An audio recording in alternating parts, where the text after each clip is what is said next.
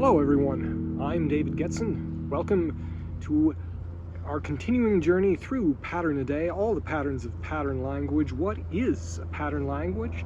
That is a collection of interrelated architectural rules of thumb that you discover and then adapt to applied solutions in any given project. So, what's the problem that we're solving today? A big city is a magnet. It's terribly hard for small towns to stay alive and healthy in the face of central urban growth. Yes, the big issue of the centralization-decentralization question. So the Aristotelian mean that we want to find between the two extremes today is how do you make sure that you don't have just a bunch of undifferentiated mush versus something that's hyper-concentrated and congested. This is a very important pattern, and again, this has to do with a topic that's called polynucleation. I think that's a very important concept to talk about with this when you're dealing with urban planning. Later on in the patterns, we're going to get down towards the things at the scale of houses, even at the scale of rooms. It starts big, it goes small. These are important things to think about because you're fitting your homes into these larger things, and decisions are made on this level. Country towns, pattern number 6. We've seen this drive that in the 20th century, the late 19th and early 20th century, there was such a boom of population coming out of industrialization that there were a lot of different ideas that came out of this. If anyone's familiar with Corbusier coming up with Cité Radieuse, yeah, I think that's right, the radiant city, the idea that you have it ultra concentrated with towers in the middle and things get smaller and smaller and smaller as you go out, and then you have super highways going into the middle of it. It's pretty much what everybody went with for whatever reason. Not everybody, but a lot of places were influenced by that, but that wasn't the only argument. There were also people, I forget the guy's name, but there was someone who was a contemporary of Frank Lloyd Wright's who was also in the Prairie School. He was a Chicago architect, and he worked on, it was either the plan for Canberra or the plan for Melbourne. I think it was the plan for Canberra. It was the plan for the capital, the general plan of the city of the capital, and he based his work on a guy named, was influenced at least I think, by Ebenezer Howard, a guy who had, an English guy who had the idea of, you take cities integrated into the countryside by, as soon as a city gets big enough, you build another one a certain distance away from it and get them all connected so you can easily get between them. And with this, you're bringing in all of the countryside adjacent things. The farms are not too far away to get to. The beautiful countryside is framed by the streets that you can look at. Like I've said before, these patterns all interrelate to each other. This one is interrelated, definitely. And let's see here. So this one relates to community of 7,000 further on. Life cycle 26, that has to do with when you're a young person, where do you live? When you're middle-aged, where do you live? When you're old, where do you live? That's a fun one we're going to get to later on. And the countryside, which is next time on the pattern language. So yes, therefore, the solution they propose to this, therefore, preserve country towns where they exist and encourage the growth of new self-contained towns with populations between 500 and 10,000 entirely surrounded by open countryside and at least 10 miles from neighboring towns.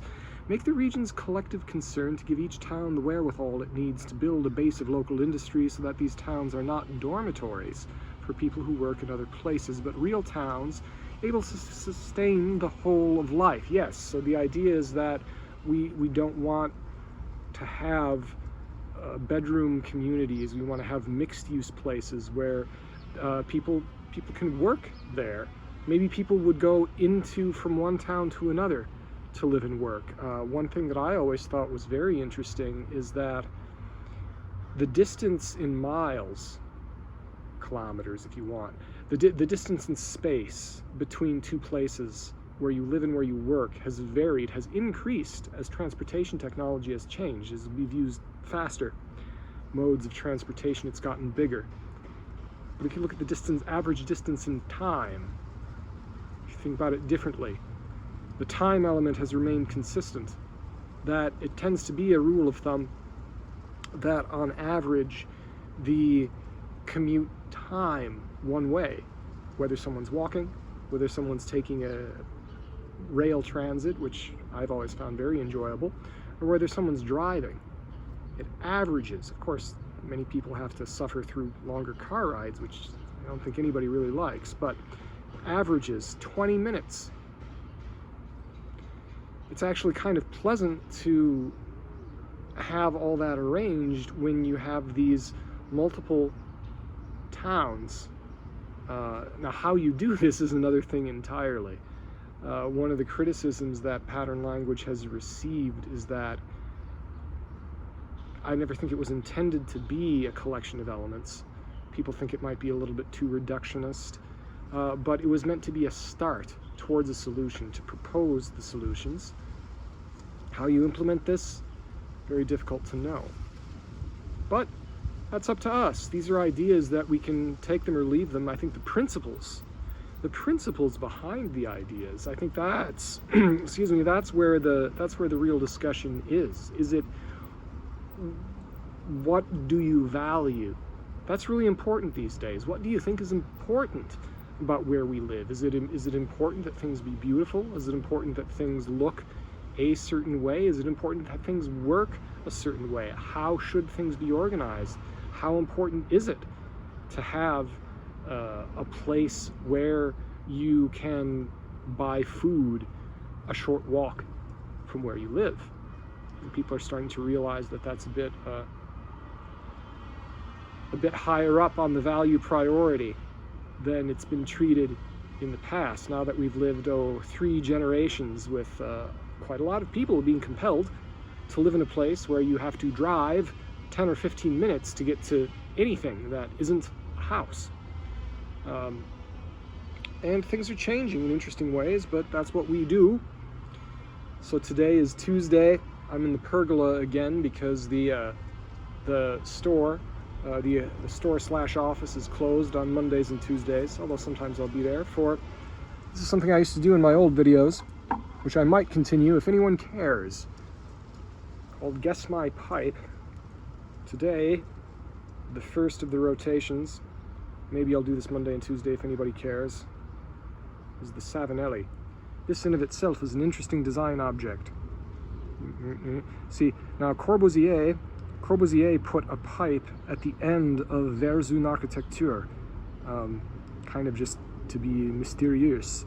But no, it's an interesting thing, because if you think about design variables, a tea kettle is classic. That's what Christopher Alexander used for variables of a tea kettle. And yes, anyone can go on to the next video or previous videos if you don't care about this. That's why I put it at the end. But the tea kettles, if you think about how big a tea kettle, if you want a tea kettle to be light and easy to carry around, you want to make it small. Then there's the variable of capacity. The variable of lightness and capacity are at odds with each other, right? The variables of, durability and heat retention are complementary. The thicker the walls of the kettle, the more it'll retain heat. Also, the more durable it'll be. Confounding variables are 2 things that conflict with each other. Complementary variables are 2 things that support each other. Maybe that seems oversimple to some. Maybe it seems completely confusing to others. But this is why classes are nice. People can interrupt me and ask me questions. But just like a tea kettle, a pipe is something that you can look at and just very simply get a grasp of the design variables. A thin-walled pipe will cause the tobacco to burn at a lower temperature, which will often be good for making some of it, some styles, especially Virginia, be pleasant. Thick walls will be better for higher temperature, and it won't heat up as much because it'll act like a radiator. The angles are all important. The shape is important for how you hold it in your hand, and then it also affects the thickness. And you think about the confounding versus complementary variables there. But This isn't a pipe channel, but that was just something I think about. For those curious, yes, this is a, what is this, a Savinelli 315 KS. That's one of my favorites. What I'm having in it today with the Irish tea is, what is this? It's a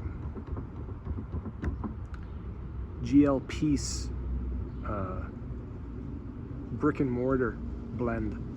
You can only buy it in stores. You can't order it online, but that's, yep, that's pretty good. So, if anyone's made it this far, thank you. Like, share, and subscribe. Comment down below. You can say, why is Getson going on about his pipe? That's stupid. Or you can maybe say it's interesting or something.